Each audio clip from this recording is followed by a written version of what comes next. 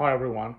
This is part two of my series of documenting my process of building a freelance business from 0 to 10K.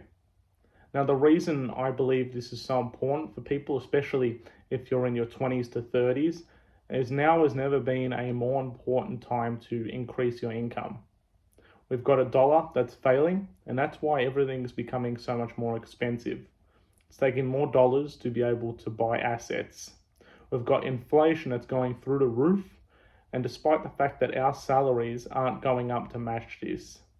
And to make it even worse, now we've got a 9 to 5 jobs that aren't even considered safe anymore, and we're all relying on this single point of failure, a central income which isn't growing anymore and isn't safe. For that reason, I believe it's critical that we build our own freelance services, offer our own skills to clients, so that we can increase our income and as a result be able to increase our investments and protect ourselves from what's happening. Freelancing, I believe, is one of the best ways to be able to increase your income, and I want to document this in this series on how you can do that and how I'm personally doing it through my business. In this video, what specifically I'm going over is how to be able to build an offer. I'm getting this directly from the book $100 Million Offers by Alex Hormozi. Now, what a lot of beginners do, and what I actually looked at doing first when I built my freelance business, is you go on Upwork or Fiverr and you try to get clients through there. And you're seeing these offers for maybe $100 to be able to build this business and be able to solve solutions. And what I noticed is it becomes a race to the bottom. Everyone's trying to offer their services at the cheapest price possible, and actually no one's winning. What I learned from the book $100 Million Offers from Alex Hormozi is actually that the best way to do it is not to race to the bottom and be able to offer the cheapest thing possible, but to be able to solve your client's dream outcome and to be able to stack the biggest offer you can put forward. And if you can stack an offer which is very valuable and solves the client's problem perfectly, you can actually offer something a lot more high ticket and valuable, and you can offer something at a lot bigger of a price. At the end of the day, you're not going to be able to build income with a few $100 clients, but instead, one or two clients that are maybe making you $4,000 or $5,000 a month. How amazing would that be? So, how do you even offer something that's that expensive? It sounds mad that you'd even offer something for $5,000 per month. Well, you need to understand, and this is something that I've tried to understand through my research, what you're offering isn't some kind of solution. So for me, I'm building dashboards. That's not the service that I'm offering. I'm not just building these dashboards. If I'm just building these dashboards, then yes, it will become a race to the bottom. But actually, I'm solving a dream outcome for a client. And I'm finding what that dream outcome or that big problem is that they have and being able to solve it. So I researched my customer as I did in the previous video. I'll put a link to that somewhere on the screen. I did my research of my customer and I considered what's the number one biggest problem they have, and I'm trying to solve it. So for me, the big problem they have is that they can't see the profitability in their business. By not being able to see the profitability, they're blind on what's going on. They're not seeing profit based on customer, based on SKU, and I don't want to get too technical on it. But without seeing that profitability, it means that business isn't running as well. If I can solve that problem and be able to, increase the customer's profit and be able to make their business run a lot better, suddenly what I'm offering is very valuable. So the first thing you need to do, and what Alex Hormozi suggests in his book $100 Million Offer, is to be able to find your client's dream outcome. What's the number one thing that they want solved? If you can understand that, that's where you can provide value to the client. Now, I don't want you to think in terms of, I build dashboards. Why do you build what you're building? What's the reason why? What is the critical thing? And this is where you need to niche down and be specific. Understand what's the critical thing you're solving. Now, cool fact, if you want, just as a side thing, you can build out this offer and follow this along using AI.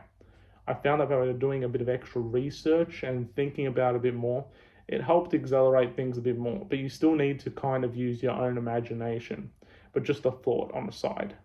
But The real profit is being able to solve the key issue or solve the dream outcome. The next thing you need to do, and number 2 on this list, is build the problems list. Now, the problems list is essentially the biggest stack of problems that you can put together that's stopping the client from getting to the dream outcome. Now, this is where the offer becomes very valuable.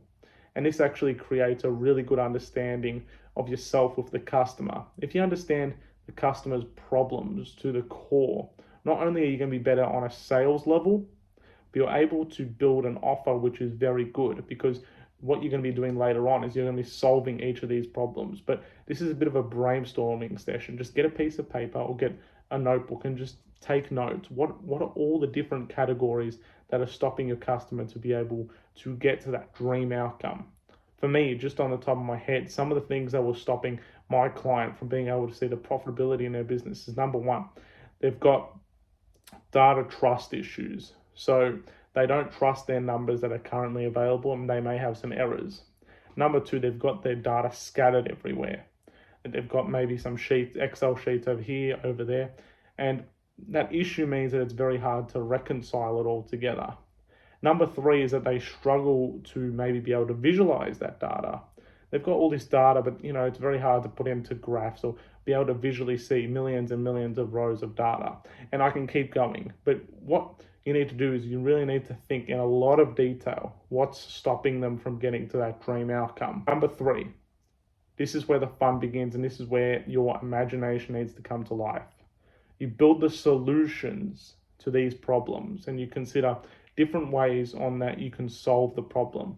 Now, one problem can have multiple solutions, and you can decide here, what are a few ways that I can solve this problem? Now, you need to decide, because there's a few different ways to be able to do that. There's multiple methods, and this is where, again, you need to use your imagination.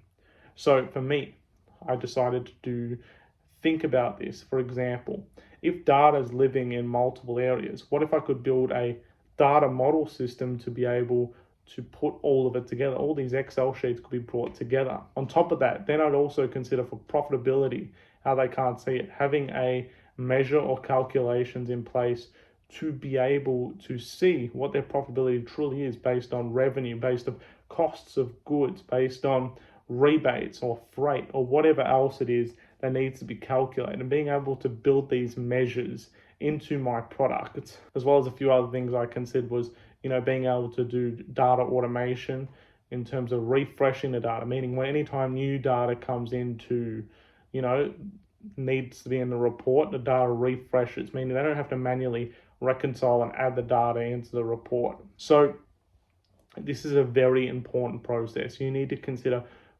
very carefully how you're going to solve these problems, because this is where you're going to build the offer. Once you've considered those, solutions to the problem, this is where you can decide what are the best solutions. Now, the best solutions are the one which, it's a healthy in between. It doesn't take too much time to do, but it's also pretty valuable. And you want to find the happy medium on the best solutions that you can offer for your client. After that, you then add the cherry on the cake, and you add all the extra levers and the extra fun parts of the offer. There are 4 levers which Alex Hormozi uses to be able to really increase the value of the offer. Number 1 is having some kind of guarantee, because a guarantee offers a risk reversal. That means that they trust and they know that you're going to do the job because you've got some kind of way of backing yourself. For example, for me, the guarantee that I put forward to my customer was during the discovery phase when I'm building my solution. If I realize that I cannot build a solution for you, I will offer you a full refund. This is an idea which I've put forward, and it's still being worked on, but it's something you've got to consider. Having a guarantee basically says to the customer and gives them this relief that they know that you can do the job because you've got trust in what you do. Number 2 is extra bonuses. These are the little cherries on the cake that make this offer so much more amazing. Now, what you can do is a value stack, which is something Alex Hormozi talks about. All those solutions to the problem that you're trying to solve, you can offer those as bonuses. And these bonuses basically show a real cool factor to your offer and a lot more value. If you've got these handy bonuses, it's perceived from the customer as extra things. These extra things just make the value of the offer go up a lot more. Number 3 is scarcity. Scarcity essentially means that you've got a limited supply of what you're offering. Let's say I can only offer this to the next 3 clients because I can only take 3 clients on at a time. This scarcity basically takes the time and decision-making element out for the customer and makes them really think this is critical and something I need to get. By adding that and making it believable, it means that they're more likely to take the offer. And lastly is urgency. Urgency is more on a time factor. So it's saying that for X amount of days, this offer is available. After that, then it's gone. So for example, I haven't thought about how exactly to offer this, but let's say this offer is only available before the financial year because that's when the data changes and the new accounting season comes together. And it's very difficult to put this urgency in, but the best way kind of people do it is a limited time offer. This offer is only available for the next 2 weeks, or I'm only bringing customers for the next 2 weeks before my next cycle of building solutions. It's a tough one to put in, but if you can offer some kind of time constraint to the customer, makes it really good. So to conclude, and this is what I want everyone to understand, building a freelance business isn't about putting in hours of work or trying to race to the bottom or have a really cheap, valuable service. It's about being able to solve high value problems. These are problems which need to be solved by people who often have a lot of money and they need this critical problem solved urgently. By being able to build this offer, you understand what that critical problem is that the customer has. What is that dream outcome that they want solved? Once you understand what that dream outcome is that needs to be solved, then you can break it down into elements by what are the problems that are stopping them getting to that dream outcome. When you understand that, that's when you can build your offer out. This does so much on a business level. It means now you're not just doing some kind of solution or building a service. You're actually critically solving problems for clients. And that's what makes you very valuable. You're considered that guy who solves that critical problem. And that makes you extremely valuable to the market. So I want you to consider this when taking a next step in the freelance business, and something that I've done carefully. Again, if you want more information, you can read the book $100 Million Offers by Alex Hormozi. I've just taken my ideas from it and brought it to you. This guy is a genius when it comes to marketing, and I'm just trying to learn from him and trying to bring some of that information to you in the simplest way possible. I hope you enjoyed this video, and again, the point of this series is simple. We need to be able to increase our income. Again, I'll put the scorecard on the screen. Still no progress made, but we are in progress and we're basically taking the next steps. And it won't be long before we start doing some outreach to clients. I'm going to be considering how I'm going to communicate my offer to people, and I'll be documenting that next.